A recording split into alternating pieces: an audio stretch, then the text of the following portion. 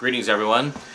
Yeah, in case you haven't noticed, I'm still at the Halloween set. Yeah, we'll just call it the DVD review dungeon. Simply because it's really easy to just sit in the chair here in front of the backdrop and do stuff rather than having to, you know, go into the living room. Besides, most of the living room is dedicated to the movie shack right now, so I can't really do that unless, you know, yeah, Zarin Isaac isn't a big NRA supporter, so it just wouldn't work the same as it does for Tex.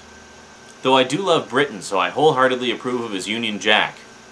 Though nobody seems to be sure why exactly he has a Union Jack if he's so hot-blooded American. Anyway, what are we talking about today? Blu-rays, and lots of them. Well, a few of them anyway, but I think some notable ones. And yeah, so we're gonna split it up into a couple of parts. Haven't quite decided which ones I'm going to talk about in which part. Yeah, I'll figure it out as we go. Alright, so Blu-rays, updates, today on the Multimedia Chronicles.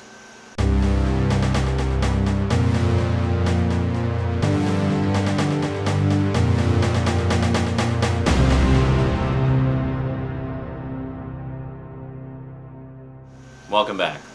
Okay, well, first off, let's do, I don't know, let's do all the sort of more or less regular editions I got. I got some, you know, pretty decent-sized collector's editions of some other ones. We'll talk about those in the next part. So for now, let's see what we got here. Well, first up is a comic book-based movie, which I had not seen. I heard everybody hated it. So naturally that made me want to check it out even more. I'm not hugely familiar with the comics that this particular movie is based on, just sort of a passing familiarity, and of course I've seen the character before, because I mean there was just, you know, I would see the covers and whatnot of some of the comics, and I always thought the character looked really cool, but I didn't really know anything about him. Anyway, it was on sale for $14.99 at Zeller's. Ghost Rider, the extended cut. So I have no idea how this compares to the theatrical cut, because this only has the extended cut on it. But from some of the comments I read around the internet, you know, Amazon, IMDb, stuff like that, the general consensus seems to be that, much like Daredevil, the extended cut is much better than the theatrical cut.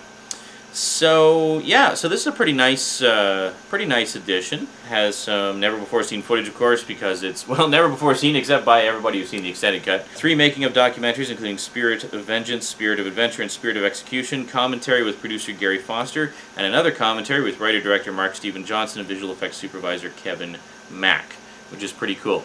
The only thing that isn't on here is, apparently, was it one of the 2-disc DVD editions had a featurette all about the history of the comic book. Now that's something I really would have liked to see, and I have no idea why it wasn't included on the Blu-ray edition, but oh well, whatever. So what did I think of the movie? Honestly, I actually had a lot of fun with it. I don't get what everybody's big beef was with it. I thought it was perfectly competent. I mean, it did not seem to be something that took itself too seriously. I mean, there's a definite cheese factor to it, but one that I don't think is undesirable or inappropriate. I mean, I enjoyed it. I liked Nicolas Cage as Johnny Blaze. I thought he was suitably cocky and full of himself. I loved Peter Fonda as the Devil. I mean, come on. It's Peter Fonda as the Devil. How cool is that? I mean, he was just great. And then Sam Elliott as the caretaker of the graveyard, who is actually one of the other riders, who sort of acts as a mentor character to Johnny Blaze. And oh my God, come on. That scene where the old Ghost Rider and the new Ghost Rider are blazing across the desert, that was so effing cool. I mean, seriously, that was just, that was amazing. I love that shot. Anyway, yeah, so I actually really enjoyed Ghost Rider, and I will happily watch it again. I had no issues with it whatsoever, and yeah, I don't think it's the greatest comic book movie ever made, but was it an entertaining film? Yeah, I think so. I think it was plenty entertaining. And apparently there's a sequel in the works, so obviously it didn't do too badly. Alright, so anyway, Ghost Rider. Then we picked up another one, sight unseen, and I've actually picked this one up because I chat sometimes with Axel Carolyn on my Twitter, and she was one of the co-stars of this. Centurion, which is basically set in Roman times. You know, well, let me just read the back here. Centurion is a gripping survival thriller set in early AD Britain. Quintus, Michael Fassbender from Inglourious Basterds, The sole survivor of a savage raid on a Roman frontier fort marches north with General Virilis' legendary 9th Legion, under orders to wipe out the terrifying tribes known as the Picts. When the Legion is ambushed on unfamiliar ground and Virilis seized, Quintus faces a desperate struggle to survive behind enemy lines with a small band of soldiers in a race to save their general and evade capture, torture, and certain death. Yeah, I had a blast with this. Yeah, I mean, it's not the most meaty historical epic. It's really more about the action.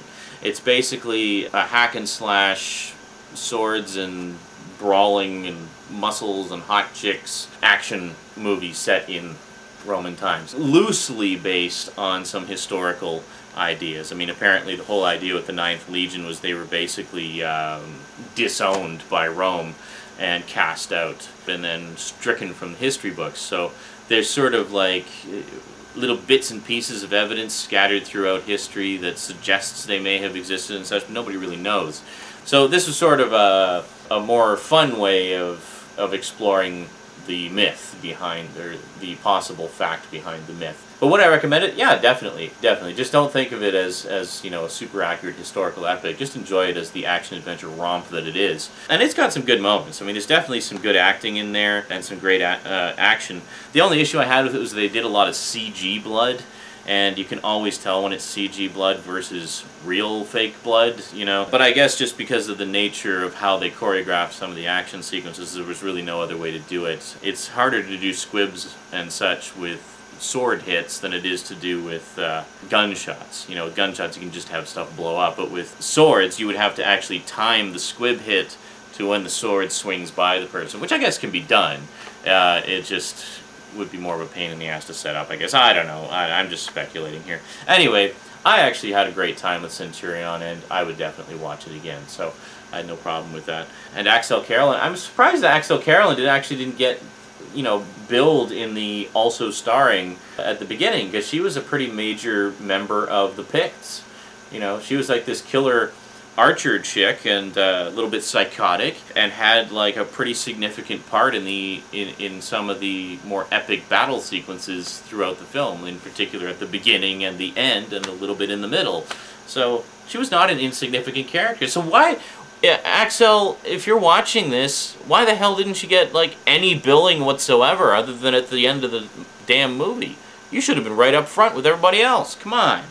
Oh well. Anyway, check out Centurion. And then finally, with Christmas approaching, you gotta get some Christmas movies. Now, I sold my DVD of this a little while ago, so I've really been wanting to get it back in the collection, because this, for me, is a traditional, wholesome family Christmas movie. Well, maybe not family or wholesome, but traditional.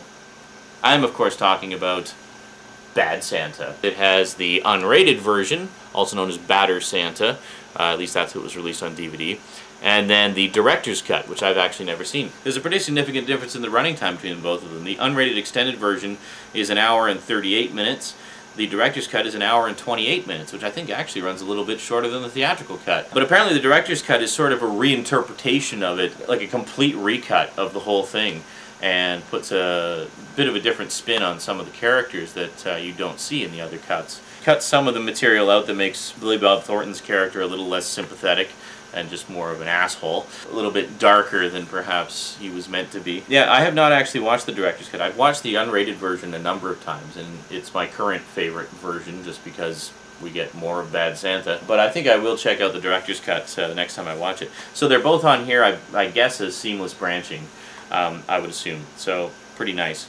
And this has a pretty good selection of extras. You got commentary by director Terry Zwigoff and editor Robert Hoffman for the director's cut, which I guess I've never heard. I guess I've never heard that commentary because it wasn't on the previous version, so that's very cool. Terry Zwigoff is an awesome director, too. He also did another movie I really enjoyed, which was called Crumb, which was actually a biography of underground comic artist Robert Crumb, which just came out in a Criterion edition, actually. I'd really like to pick that up. Has an interview with director Terry Zwigoff and editor Robert Hoffman by Roger Ebert. Oh, wow, cool. Behind-the-scenes special, Badder Santa gag reel, outtakes, deleted, and alternate scenes. So pretty well-rounded extras package there. Yeah, so anyway, Bad Santa. Very glad to have this back in the Christmas collection, and can't wait to check it out again this year. I'll probably watch it a couple of times, watch both versions. I just love this movie. I do. I know it's not everybody's cup of tea, but I just love it. Alrighty. So that's it for this edition of the Multimedia Chronicles. Next time we'll wrap up the Blu-ray updates. We got 3 more. Yes, I got 6. 6 total. In case you're wondering what I paid for these, what was that? This one was $14.99. This one was $16.99. And this one was $21.99, I believe. It was on sale. It normally goes for $27 because it's a new release, but Zellers had it on sale for $21. So can't go wrong there. So not too bad, you know, considering they're Blu-rays. That's, you know, I think 20 or less is a very reasonable price for just a regular Blu-ray movie like that.